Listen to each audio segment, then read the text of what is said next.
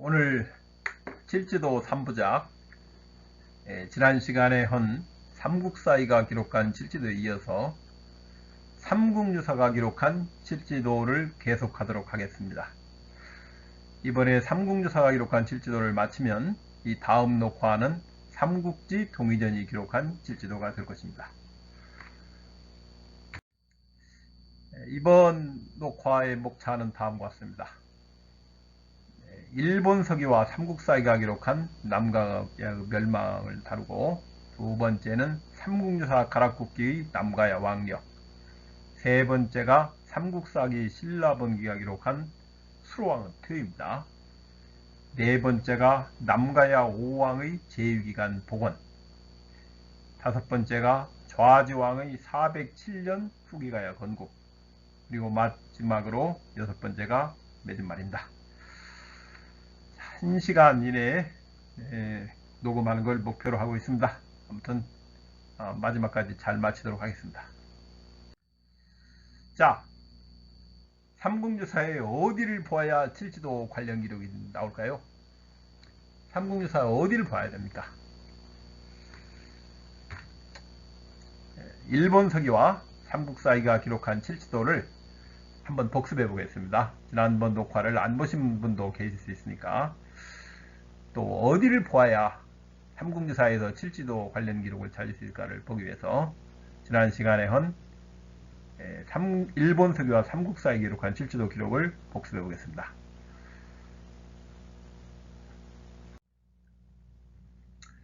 일본 서기와 삼국사에 기록한 남과 멸망은 다음과 같습니다. 왼쪽 일본 서기고 오른쪽이 신라번기예요. 일본 서기는 뭐라고 했습니까? 1번 가야는 신공황후 49년 봄 3월에 멸망했다, 이렇게 얘기하고 있습니다. 삼국사기는 뭐라고 했습니까? 가야는 신라 내해의 사금 32년 227년입니다. 봄 3월에 멸망했다, 이렇게 얘기하고 있어요. 양쪽이 봄 3월이라는 시기가 동일합니다. 그 다음에 일본 서기가 뭐라고 합니까? 신라가 가야를 도왔다, 군대를 보내가지고. 그리고 삼국사기는 뭐라고 하고 있습니까? 우리가 가야를 도운 이유는 내사금 6년에 봄에 남가야와 혼인동맹을 맺었기 때문이다, 이렇게 이유를 설명하고 있어요. 그 다음에 일본 서기는 신라군과 탁순에서 전투를 했다. 탁순은 창원입니다. 현재 부근이에요. 그에 대해서 삼국사기는 뭐라고 하고 있습니까? 우리는 경주에서 서남쪽 방향으로 출병했다. 맞아요. 경주의 서남쪽이 창원입니다. 그 다음에 네 번째, 일본 서기는 뭐라고 했어요? 신라군을 탁순에서 격파했으나 신라는 망하지 않았다고 합니다. 삼국사기는 뭐라고 했어요? 우리 군대는 귀환했으며 우리 지휘관은 파빈찬 강원이었다, 이렇게 얘기하고 있어요. 그 다음에 일본 서기는 뭐라고 합니까? 가야 멸망 3년 후인 신공 52년에 백제에서 칠지도가 왔다, 이러고 있습니다. 삼국사기는 뭐라고 했습니까? 가야 멸망 3년 후는 230년으로 위명제 태화 4년이다, 이렇게 이야기를 하고 있어요. 지난 시간에 한 겁니다. 어떻습니까? 양쪽이 완전히 일치하는 걸 볼 수 있어요. 단 하나의 모순도 없습니다. 특히 시간과 공간, 사건의 시간과 공간으로 특정되는데 양쪽이 정확히 일치하고 있습니다. 가야제국 멸망하고 3년 후에 칠지도가 간 이유, 신공 49년도에 멸망했어요. 그런데 그의 칠지도가 가는 게 아닙니다. 일본 서기를 보면 50년, 51년 매년 사신을 보내서 톡촉원 끝에 신공 52년에, 즉 3년이 지난 후에 칠지도가 옵니다. 그 이유가 뭐냐를 봐야 됩니다.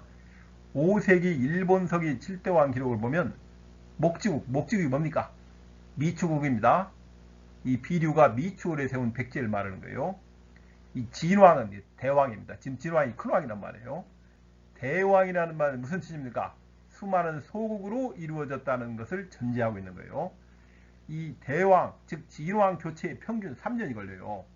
그러니까 왕이 죽으면 바로 그 아들이 왕이 되는 시스템이 아닌 겁니다. 진왕제는 전혀 달라요. 칠지도가 3년 후에 간 이유는 뭡니까? 227년에, 즉 남가야가 멸망하는 227년에 진왕이 죽었어요. 그리고 3년 후인 230년에 새 진왕이 즉위했기 때문입니다.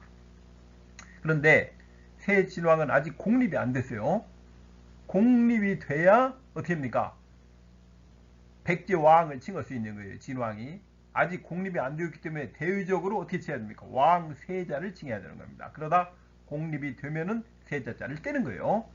그 예가 두 개 써놨습니다. 이 4세기에 백제왕세자 여휘라는 사람이 나옵니다. 왜 백제왕세자입니까? 저 사람이 공립이 안 됐습니다. 당시에 동진의 사신을 보낼 때 공립이 안 된 상태라서 백제왕세자를 지휘했던 겁니다. 백제왕입니다. 저 사람은. 그 다음에 5세기에 남송의 사신을 보냈는데 왜 왕세자 흥이 나와요? 왜 이 사람이 왜 왕이 아니고 왜 왕세자를 칭해야 됐습니까? 당시 공립이 안 됐기 때문인 겁니다. 진왕제에 의해서 그렇게 왕세자를 칭해야 했던 거예요. 그래서 만일에 일본 서기에서 말하는 대로 칠지도란 칼이 존재한다면 존재하지 않는데 우리가 뭐 모른다고 가정하는 겁니다. 칠지도를 준 사람은 반드시 백제왕세자라고 써야 됩니다. 백제왕이라고 쓰면 안 되는 거예요. 3년 후에 갔기 때문에 그런 겁니다. 그래서 반드시 백제왕세자라고 써야 되는 겁니다. 그런데 이렇게 의문을 품을 수가 있어요. 공립되지 않은 진왕이 외교를 하는 것은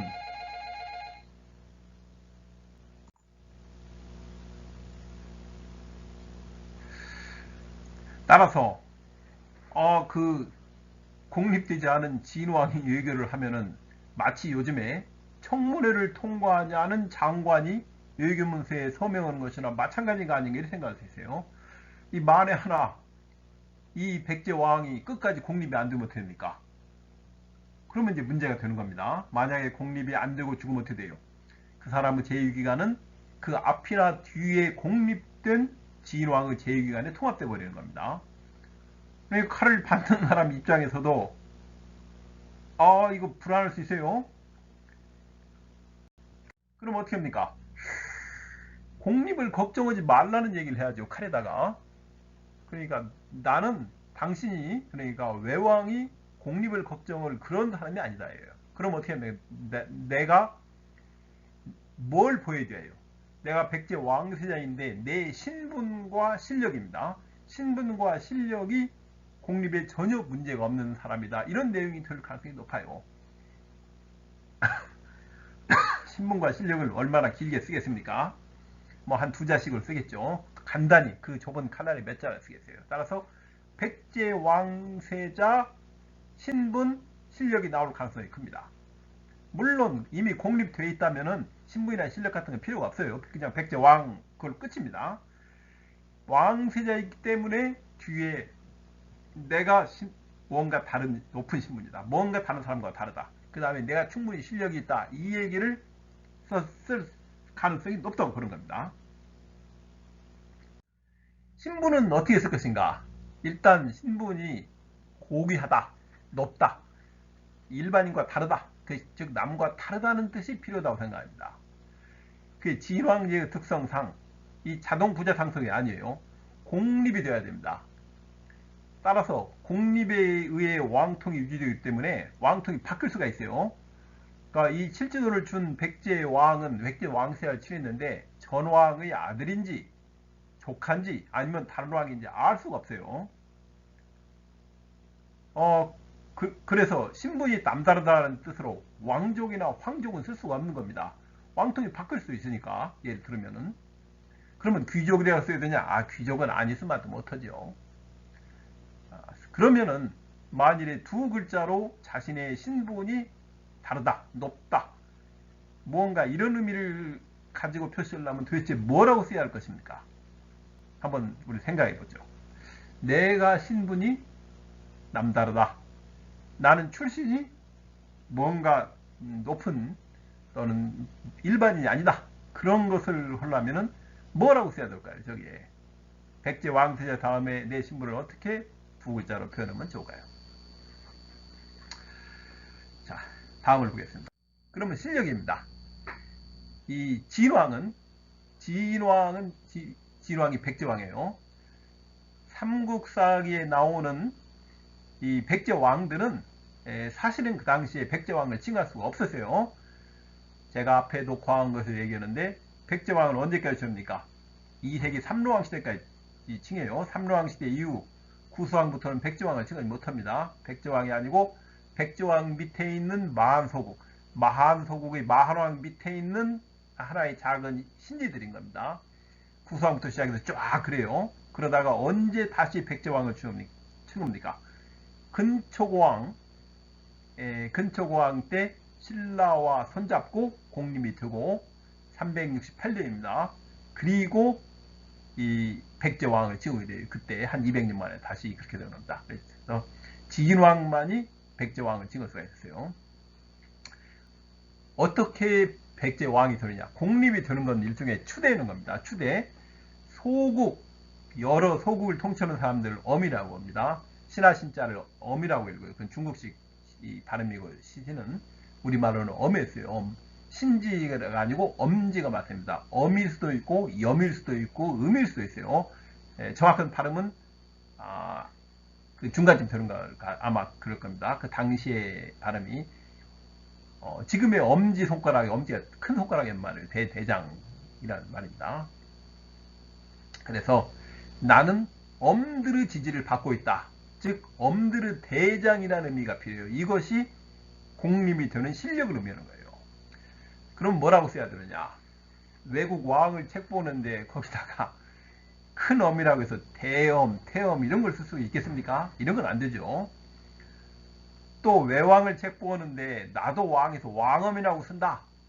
이것도 맞지 않습니다. 이 동료를 될 수는 없죠. 외왕을 책 보는 나는 그보다 유의하죠. 뭔가 달라야죠. 그렇다고 해서 중국식 냄새가 나는 무슨 뭐 황엄, 재엄 이런 걸 쓰겠습니까? 이런 건 안 쓰겠죠. 상식적으로 생각해서. 그러면 무슨 엄이라고 써야 할까요? 내가 엄들의 대장이라는 의미로. 내가 엄들의 지지를 받고 있다. 염도 되고 음도 됩니다. 발음이 되니까. 물론 이제 한자로 써야 하는 거죠. 그럼 내가 무슨 엄이라고 해야 엄들의 지지를 받는 내가 엄들의 대표자라는 의미가 들까요? 두 글자로 쓰면 무엇이라고 써야 할까요? 한번 생각해 보도록 합시다. 실제도에 들어가면 어떤 글자를 써야 되는가? 자, 삼국유사 가락국기의 남가야 왕력을 보겠습니다. 남가야가 삼국사기와 일본서기에 의해서 227년에 멸망이 돼요. 227년 봄 3월에 멸망이 돼요. 그리고 어떻게 합니까? 5세기 후반에 나타납니다. 삼국사기를 보면은 그 얘기는 누구예요? 언제 누구에 의해서 재건국되었다는 얘기예요. 그러면 도대체 누구에 의해서 언제 재건국되었을까? 두 번째, 삼국사기에는 3세기 초에 사라진 가야가 5세기 후반에 다시 나오는 것부터 남가야는 5세기에 재건국된 것으로 생각되는데 남가야사를 기록한 가락국기는 삼국유사입니다. 삼국사의 가락국기는 그 사이의 공백을 어떻게 처리했을까? 즉 3세기 초에 멸망하고 5세기에 재건국됐다면 그 공백을 도대체 어떤 식으로 처리했을까? 우리는 궁금하지 않을 수 없습니다. 자, 삼국유사를 보면은 삼국유사에 10명의 왕이 있는데 전기와 후기로 나눠집니다. 앞에 5명을 전기라고 하고 후기 5명을 후기라고 해요. 네, 후기라고 합니다. 왜 그러느냐? 그래서 앞으로 나올 겁니다. 자, 가락국기가 삼국유사 가락국기에 쓴 왕력, 전기가의 왕력을 보면 1대가 수로왕입니다. 42년, 서기 42년부터 199년까지 무려 157년을 제외한 것으로 되죠. 그리고 기록이 굉장히 길고 상세합니다. 화왕 기록이 길게 나와요. 무슨 기록이 그렇게 길고 상세한가 할 정도로 길고 상세합니다. 그 이유는 뭡니까? 건국자이기 때문에 그런 겁니다. 그 다음에 2대 거등왕이 나오는데 54년 제위했다고 나오고 3대 마품왕이 나오는데 38년 제위했다고 나옵니다. 4대 거미질왕은 55년 제위했다고 나오고 5대 이시품왕은 60년을 제위했다고 나와요. 42년부터 407년까지 5왕이 364년을 통치했다고 나오는데 평균 제위기간 73년입니다. 수로왕을 제외하고도 평균 52년이에요. 이건 무슨 뜻입니까? 생물학적으로 불가능한 겁니다. 이것도 완전히 불가능한 거예요. 이걸 보고 그 전부터 많은 사람들이 어떻게 생각했습니까? 대략 200년 정도를 늘렸다. 이건 제가 얘기하기 전부터, 오래전부터 얘기를 한 거예요. 대략 200년 정도 제위기간이 늘어났다. 그러면 이 앞부분을 늘렸느냐, 뒷부분을 늘렸느냐가 학자에 따라서 다르게 얘기하고 있어요. 그러니까 이 수로왕은 제위 42년, 수로왕 주기 42년을 맞고 뒷부분을 늘렸다는 것이 제 의견이고, 그 과거 이론은 20부마왕은 맞고 수로왕 그 제위기간 앞부분을 200년을 당겼다. 그렇게 생각을 사람들이 많이 했습니다. 그렇지만은 잘못된 것이고, 이 227년에 가야가 망해가지고 뒷부분을 늘린 겁니다. 대략 200년 정도 늘렸다는 것은 예전부터 사람들이 얘기해 왔던 거예요.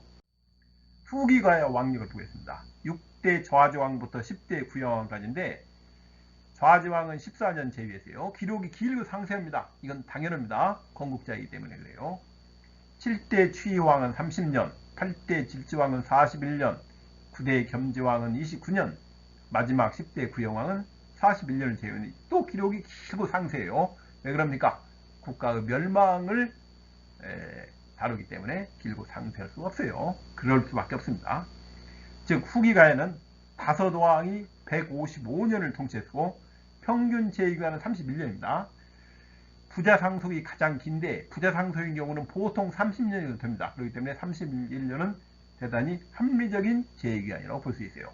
그러니까 전기 5명이 이상한 것이지 후기 5명은 전혀 이상하지 않다는 뜻입니다. 자, 이걸 다시 요약해 보겠습니다. 어떻게 되는가? 총 10명의 왕이 42년부터 562년까지 520년을 통치했다는 거예요. 그러면 왕 1일의 평균 제위기간은 52년으로 생물학적으로는 불가능합니다. 이거 완전히 불가능해요. 제위기간은 부자상속인 경우가 가장 긴데 그 경우도 30년 내지 플러스 알파가 한계입니다. 근데 정기간에는 어떤 특징이 있어요? 1대에서 5대까지 정기간이라고 하는데 왕의 장인이 천부경, 종정감, 산운경 등 가야 고유의 관직명을 갖고 있는 시대입니다. 통치기구가 저렇게 되어 있는 거예요. 반면에 후기가야는 6대에서 10대까지인데 왕의 장인이 아간, 각간, 사간 뭡니까? 신라식 관직명을 갖고 있어요. 그렇기 때문에 전기가야와 후기가야는 국가의 통치 방식이 완전히 다른 겁니다. 즉 무슨 얘기냐? 같은 지역에 건국됐다는 걸 제외하고는 마치 백제와 후백제처럼 전기가야와 후기가야는 전혀 다른 나라인 거예요. 전혀 다른 나라 두 개를 연결시킨 겁니다. 그게 가야 왕력이에요. 왕통이 중간에 단절되면 그 공백을 메우는 방법이 두 가지가 있어요. 어떻게 하느냐 방법이 첫 번째는 뭡니까? 가왕을 만들어 넣는 방법이에요. 존재하지 않는 가짜 왕을 만들어 넣는 방법. 이게 일본 서기의 2대 천왕부터 9대 천왕까지입니다. 예를 들면. 그 다음에 또 한 가지 방법은 제위기간을 늘리는 방법이 있어요. 왕은 도와도 늘리는 거예요. 이게 뭡니까? 일본 서기에서 또 이걸 쓰고 있는데 5세기 중반 이전에 일본 서기가 그 방식을 쓰고 있어요. 가라쿠키는 뭘 썼습니까? 가라쿠키는 두 번째 방법을 제시한 겁니다. 무슨 말이냐면 227년에 망한 전기가야 왕력을 407년까지 연장한 거예요. 그래서 180년을 연장해가지고 왕의 제위기간을 늘려서 5명의 제위기간을 늘려서 180년의 왕통 공백을 메운 겁니다. 다시 얘기하면 무슨 말이냐면 전기가야 5명 왕이 42년부터 407년까지 364년을 통치한 것이 아니고 42년부터 남가야가 망하는 227년까지 185년을 통치한 거예요. 수로왕이 제위기간이 특별히 길었다는 것을 감안하면 나머지 4왕의 평균 제위기간은 약 30년 됩니다. 그래서 남가야 왕력은 하나도 이상하지 않다. 전기가야도 이상하지 않고 후기가야도 이상하지 않다는 겁니다. 그 칠지도에 의한 180년 공백, 그 공백을 제위기간을 늘려가지고 앞에 5명의 왕의 제위기간을 늘려서 메꾼 거, 그걸 제외하고는 나머지 이상하지 않다. 이런 뜻입니다. 그러면 어떻게 가라쿠키의 왕력을 복원할 것인가? 첫 번째, 수로왕의 진짜 제위기간이 얼마냐 이게요. 수로왕을 157년 제위했다고 하는데 과연 진짜 제위기간이 얼마인가를 우선 확인해야 됩니다. 삼국사기 신라본기를 보면 어떻게 있습니까? 가야 기록들 중에 수로왕이 나오는 기록만 굉장히 길고 상세해요. 불필요하다 싶을 정도로 과다하게 길고 상세합니다. 그 이유가 뭐예요? 신라 문무왕의 의가를 수로왕에게 연결시켰기 때문입니다. 네, 김유신의 이 선대를 수로왕에다 붙였어요. 그렇기 때문에 그럽니다. 이걸로 이 상세한 기록을 볼 때 신라는 남가야 멸망 후 얻은 가야 기록으로부터 수로왕에 관한 풍부한 자료를 가지고 있었을 거예요. 틀림없이 가지고 있을 겁니다. 그렇다면 당연히 수로왕은 퇴위에 관한 내용도 있었을 거예요. 자, 그러면 한번 찾아보도록 하겠습니다. 삼국사의 신라본기가 수로왕은 퇴위에 관해서 무슨 얘기를 하고 있는가를 한번 보겠어요. 삼국사의 신라본기에 나오는 가야 기록을 쫙 봅니다. 1번 최초로 나오는 게 탈해 21년이에요. 서기 77년인데 수로왕이 42년에 즉위합니다. 그 삼국유사 가락기하면 그러면 이때가 수로왕 36년이에요. 이때 처음으로 가야를 기록해요. 서기 77년에. 가야가 42년에 건국되어 있기 때문에 77년이면은 건국 후 36년입니다. 네, 신라와 가야가 처음에 만나서 전쟁을 하는 걸로 시작합니다. 그 다음에 파사 15년, 이때가 서기 94년이고 수로왕 53년인데 또 가야와 이 전투를 해요. 그런데 어떤 느낌이냐? 신라가 방어적입니다. 가야에 대해서 그렇게 우세하지 못해요. 파사 17년, 서기 96년, 수로왕 55년 보면은 가야 사람들이 남쪽 변경을 습격하였다. 성주 장세를 보내 방어하도록 하였으나 그가 전사하였다. 왕이 노하여 정예병 5천을 거느리고 쫄장에 그들을 물질했다. 너희들의 물자가 매우 많았다. 그 다음 네 번째 파사 18년 기록을 보면은 수로왕 56년째입니다. 자, 뭐라고 합니까? 군사를 동원하여 가야를 치료하였으나 그 임금이 사신을 보내 사주함으로 이를 중지하였다. 그 임금이 사신을 보내 사주하였다는 건 핑계일 가능성이 높습니다. 즉 신라의 국력이 가야를 칠 정도가 안 되는 겁니다. 그게 맞는 거예요. 그리고 기록은 어떻습니까? 다 어떤 군사 행동 앞에는 이유를 붙였어요. 전부 다 반드시 그 이유가 기록되어 있습니다. 파사 18년 서기 97년이 이 무렵이 어떤 겁니까? 신라가 북에서 남하합니다.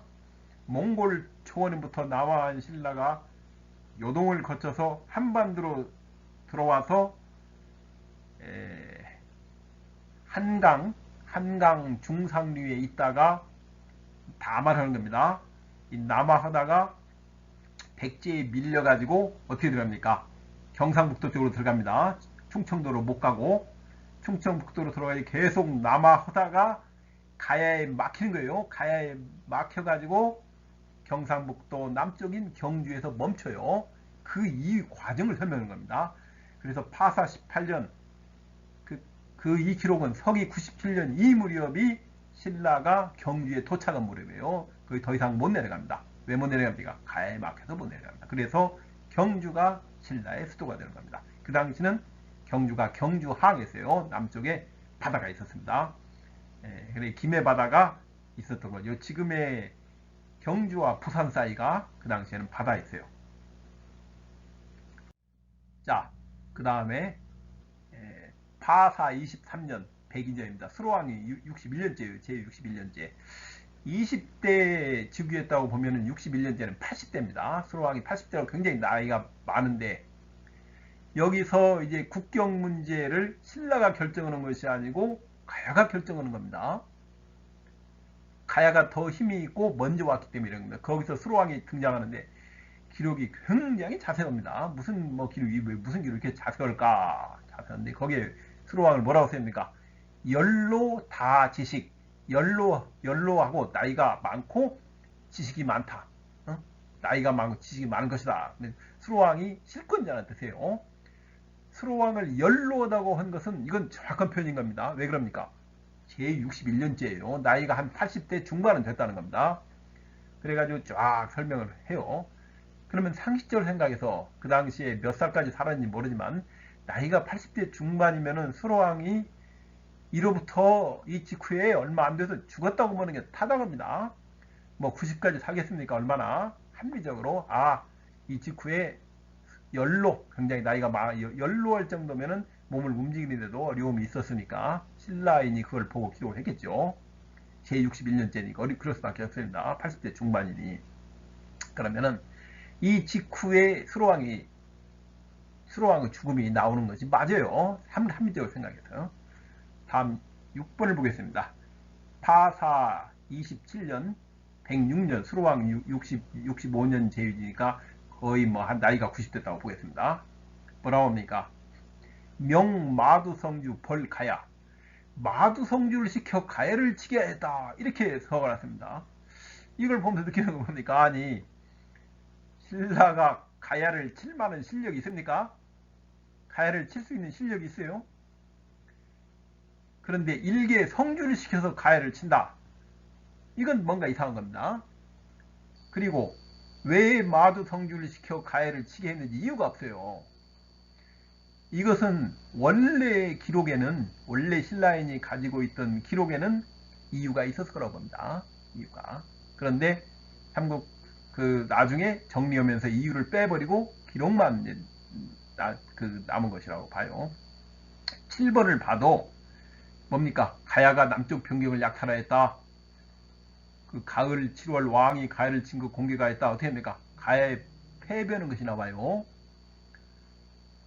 그러니까 국가가 총동원해서 가야를 공격해도 어려운 상황에 마두성주를 시켜서 가야를 치게 하였다.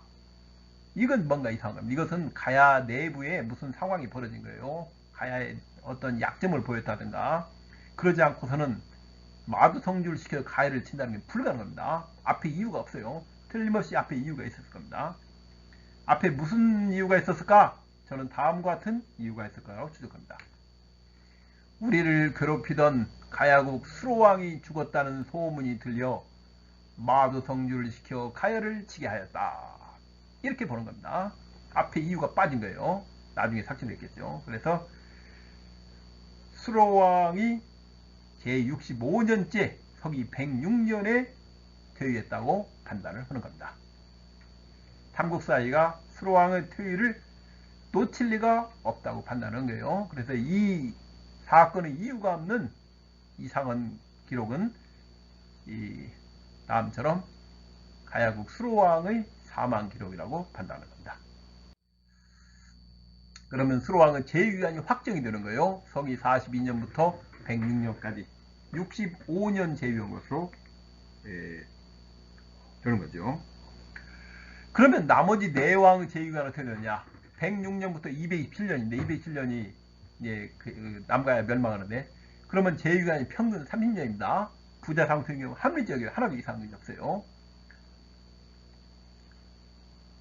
자, 한 명을 했다고 하더라도 그럼 나머지 4왕의 제위기간은 어떻게 짜질 것인가? 정기가와 4왕입니다. 자, 4. 남가야 5왕의 제위기간 복원입니다. 1대를 했어요. 수로왕의 제위기간은 65년이었다 이거죠. 2대 거등왕을 보면 어떻게 됩니까? 54년 제위했다는 거 외에 39년이라는 이설을 기록하고 있어요. 그래서 이설을 취하는 겁니다. 이설을 훨씬 합리적이니까. 그러면 106년에서 144년으로 제위기간이 확정이 됩니다.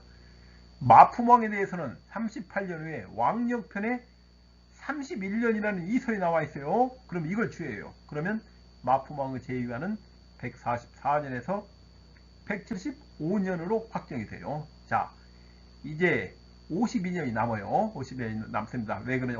언제 망하는 거야? 175년부터 227년에 남가야 멸망해서 50년이 남았네요. 왕 2명이 남았는데 4대는 55년이고 5대는 61년으로 되어 있어요. 6년 차이가 나오게 되어 있습니다. 이걸 어떻게 처리합니까? A 플러스 B는 알아요. 52년인 걸로.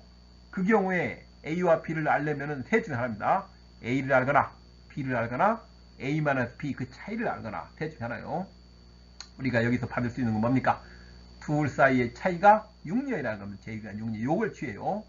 근데 마지막 왕은 후계자가 없이 227년까지이므로 7년의 차이가 나야 되는 겁니다. 그게 합리적입니다. 그러면 4대 거미질 왕은 제위기간은 175년에서 198년까지 23년, 마지막인 5대 20 부모왕은 제위기간은 198년에서 227년까지 30년으로 확정을 할 수가 있어요.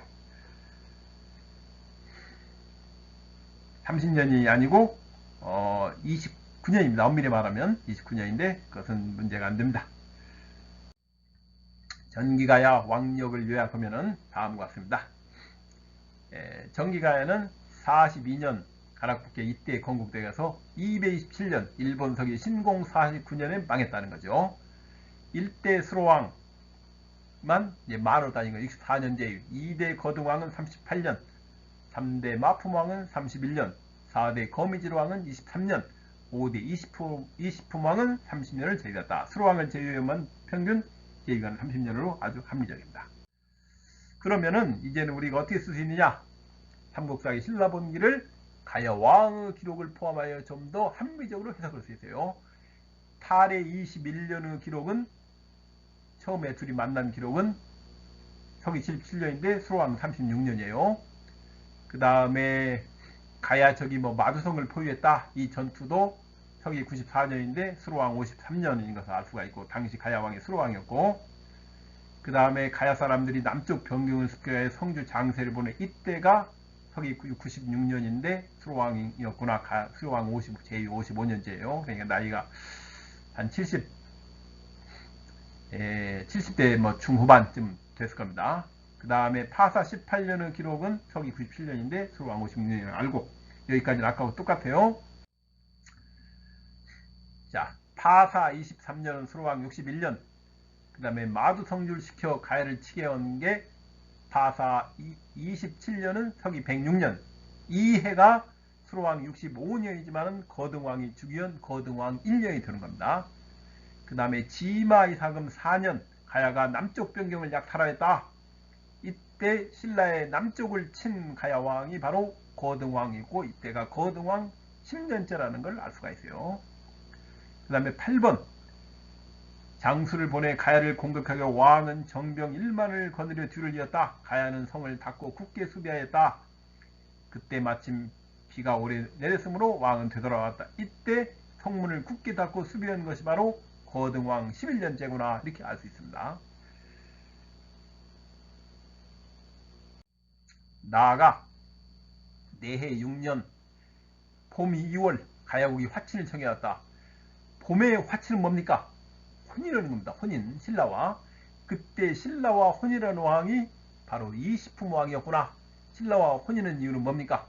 그건 국가적인 위협을 느끼는 거예요. 그래서 동맹을 맺는 겁니다. 이시품왕 4년이구나. 그게 일본서기 신공황후 23년입니다.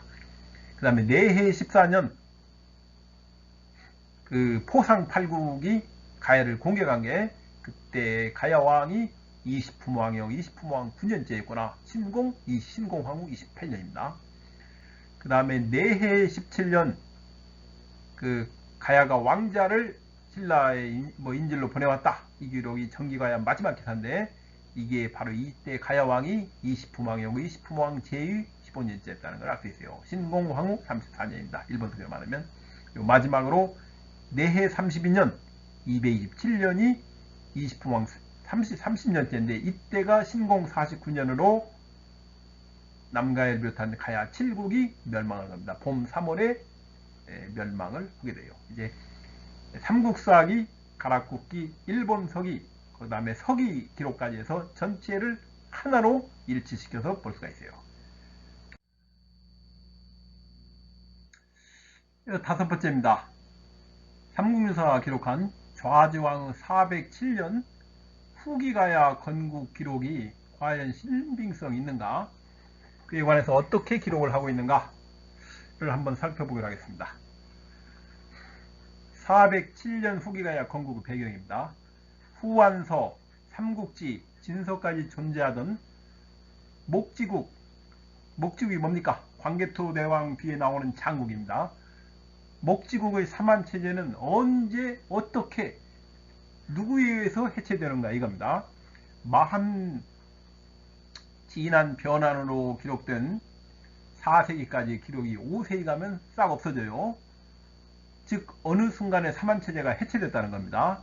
누가 언제 어떻게 이 사만체제를 해체했는가? 그에 관한 얘기입니다. 그건 누가 해체한 겁니까? 고구려 광개토대왕의 공격에 의해서 4만 5초의 사만체제가 해체되는 겁니다. 좀 더 구체적으로 살펴보도록 하겠습니다. 마한소국체제는 언제 해체되느냐? 마한소국체제는 396년, 영락 6년입니다. 영락 6년 음력 8월에요. 고구려군의 장국토벌로 마한사유가 해체되는 겁니다. 광개토왕 비문의 이해 정도는 뭘로 판단한다고 했습니까? 광개토왕 비문을 보면 영락 몇 년 하고 해만 나오는데 그 옆에 달은 안 나와요. 그렇기 때문에 그게 몇 월 달에 벌어진 사건인가를 달을 쫙 쓸 수 있는 겁니다. 달을 얼마나 아느냐가 광개토왕 비문의 이해의 척도예요. 장국토벌은 396년 8월에 벌어진 겁니다. 이때 장국토벌로 마한사유가 해체되는 거예요. 백제라는 나라는 어떻게 된 나라냐면 백제는 잔국과 백제로 구성되어 있어요. 이게 다릅니다. 잔국이 바로 왜예요. 왜? 광개토왕 비문에 나와 있는 잔국이 바로 왜입니다. 이게 왕족이에요. 그리고 왕족은 성이 당시 여씨였어요. 부여씨라는 뜻입니다. 그 다음에 백잔. 백잔은 한강변에 있는 소국입니다. 왕비족이었어요. 그리고 당시 그 왕족은 성씨는 해씨였습니다. 그래서 두 그룹이 잔국과 백잔이 왕족과 왕비족으로 결합해서 백제를 유지하다가 저 잔국이 광개토왕 비문의 외로 나온 이유는 뭡니까 하면 고구려에게 토벌돼서 외국으로 천도를 해야 됩니다. 잔국이 외국으로 천도를 하게 돼서 비문 세국 때문에 외지요. 그래서 잔국이 외와 같은 상황입니다. 그 십몇 년 주에 외가 나오는데 그 토벌 외나 마찬가지예요. 토벌 잔국이.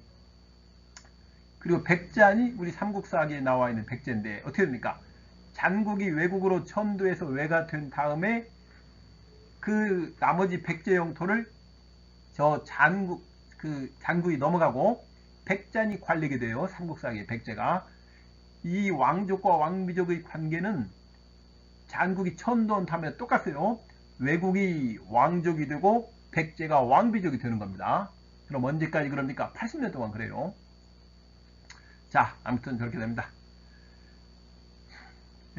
잔국의 외국 천도가 396년에 천도해가지고 397년에 지금의 오사카 나라 그 기내 지방에 이제 정착을 하게 됩니다. 이것이 뭐예요? 삼국사기 백제본기에 외국이 출현한 사건이에요. 397년에 최초로 외국이 출현합니다. 백제의 천도기록입니다. 그러면 잔국이 외국으로 어떻게 됩니까? 80년 동안 있다가 477년 4월에 다시 백제로 천도합니다. 계로왕이 장수왕에게 죽으니까 외국으로 천도했던 백제 정부가, 즉 잔국 정부가 백제 왕족이죠. 다시 돌아와요. 외국 정부가 백제로 천도해가지고 왕통을 이어갑니다. 동성왕, 무령왕, 성왕 쫙 하니 의자왕까지 이어가요.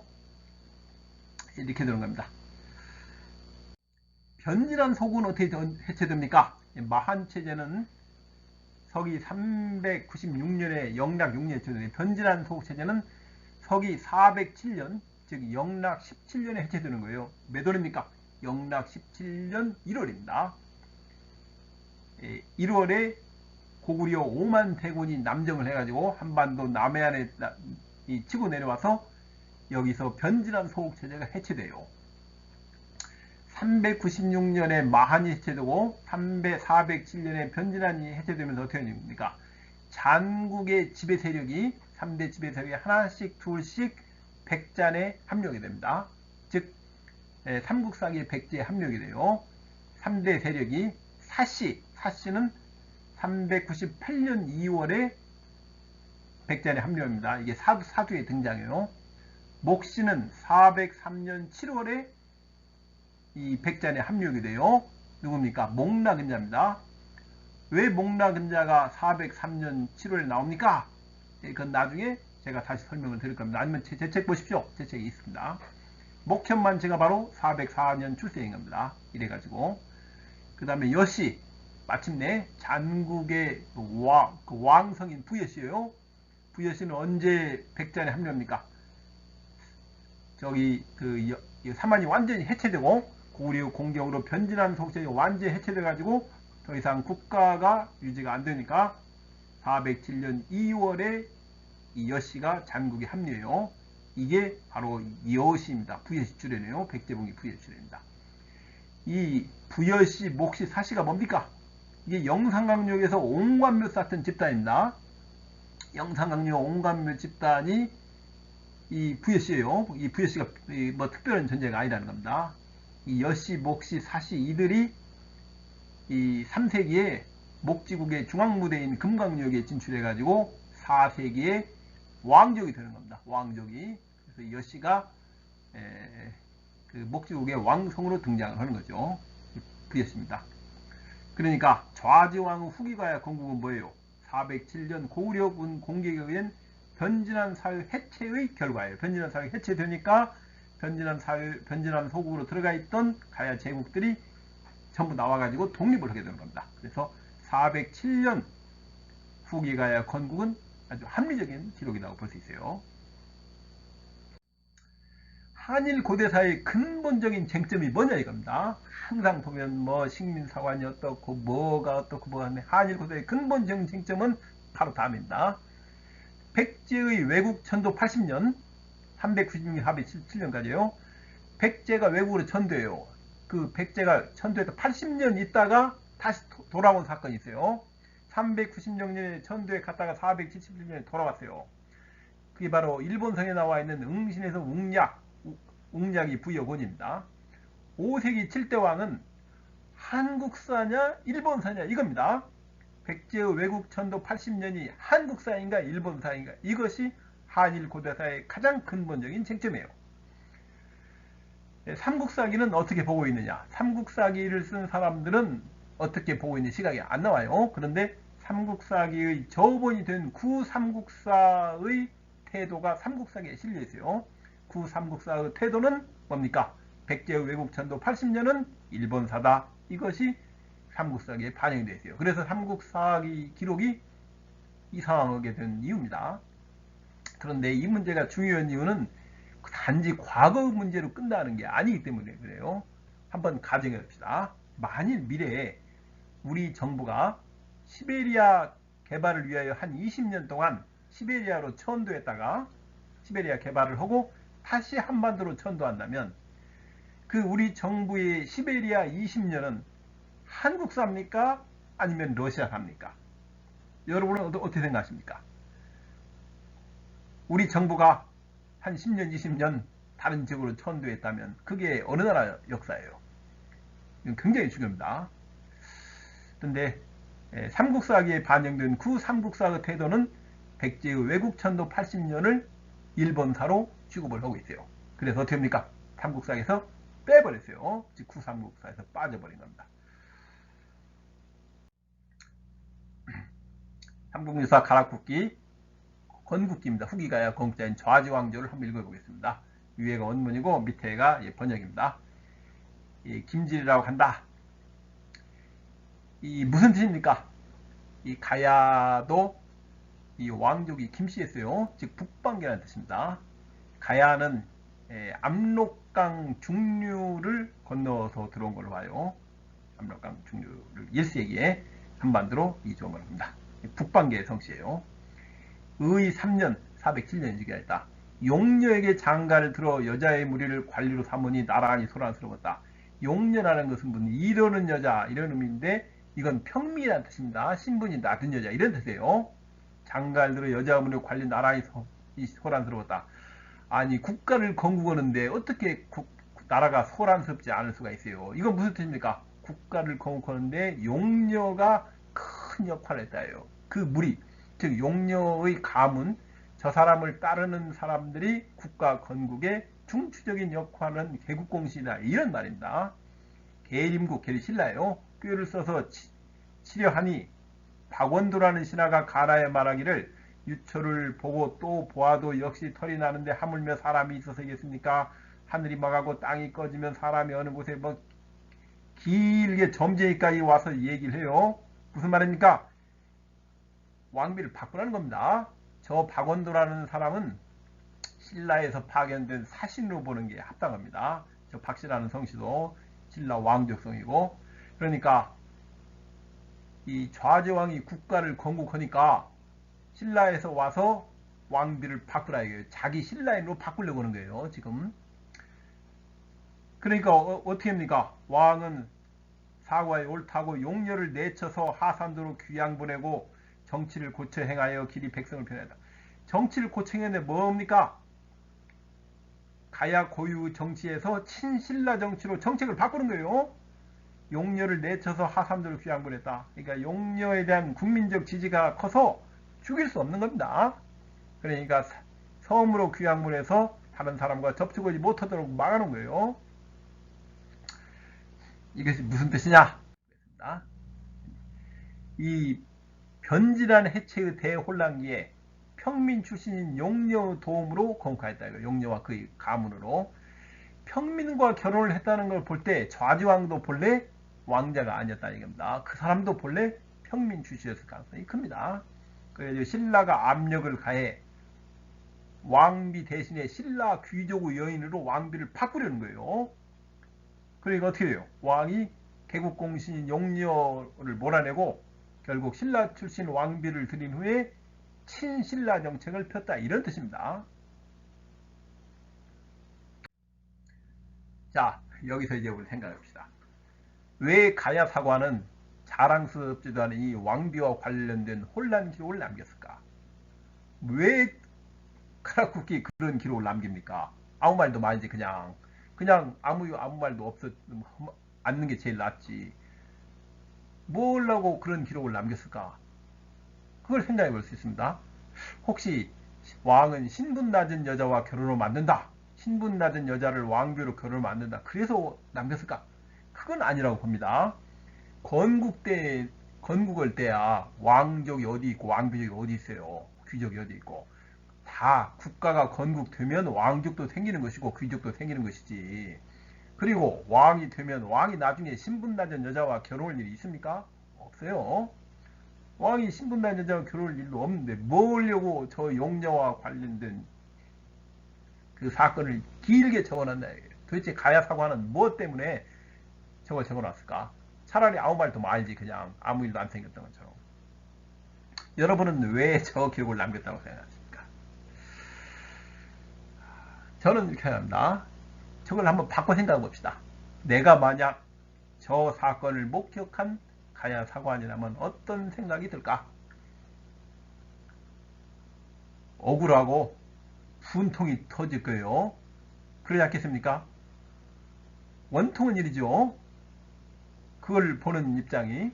그래서 제가 판단할 때 이 기록을, 용녀와 관련된 이 혼란 기록을 남긴 이유는 후세에 누군가 이 기록을 보고 우리 가야 왕비의 억울함을 세상에 널리 알려달라, 뭐 이런 이야기가 아닐까, 저는 그렇게 생각합니다.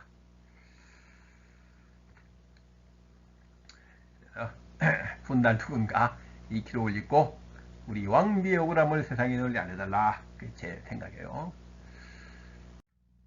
마지막으로 삼국유사 카라쿠키를 남겨주신 1년 대선사와 남가야 사관에게 깊은 감사를 드립니다. 그 다음에 남가야의 멸망연대에 관한 얘기인데, 금관가야, 바로 저희 남가야입니다. 멸망에 대하여 삼국사기는 법흥왕 때인 532년, 삼국유사는 진흥왕 때인 562년이라고 하고 있습니다. 어느 쪽이 맞습니까? 삼국사기의 중대통 4년 법흥왕 때인가, 아니면 삼국유사의 보정인형 진흥왕 때인가? 그 다음에 멸망하는 방식도 전부 달라요. 삼국사기는 어떻게 합니까? 보물을 바치고 항복하는 것이고, 삼국유사는 끝까지 싸우다 망하는 겁니다. 여러분은 어떻게 생각해요? 삼국사기의 532년인가? 삼국유사의 562년인가? 제가 이 국사 사전 이런 데를 찾아보니까 우리 국사학계는 532년 삼국사기 기록을 채택한 게 더 많더라고요. 여러분 어떻게 생각하십니까? 제 답변은 같다는 겁니다. 같다는 게 제 답변입니다. 자세한 설명은 사만사의 제조명 3회 436쪽 14.2 삼국사기가 기록한 금관과야의 멸망을 읽어보시기 바랍니다. 거기에 왜 두 개가 같은가 하는 것이 나와 있습니다. 오늘 삼국유사 기록한 칠지도를 마치고 다음에는 필수 3부작의 마지막 삼국지 동의전이 기록한 칠지도를 하기로 하겠습니다. 삼국지 동의전 어디를 봐야 칠지도 관련 기록이 나올까요? 여러분 시간이 있으면 한번 생각해 보시기 바랍니다. 물론 제 책을 보신 분은 뭐 다 거기 다 있어요. 이런 거 필요 없습니다.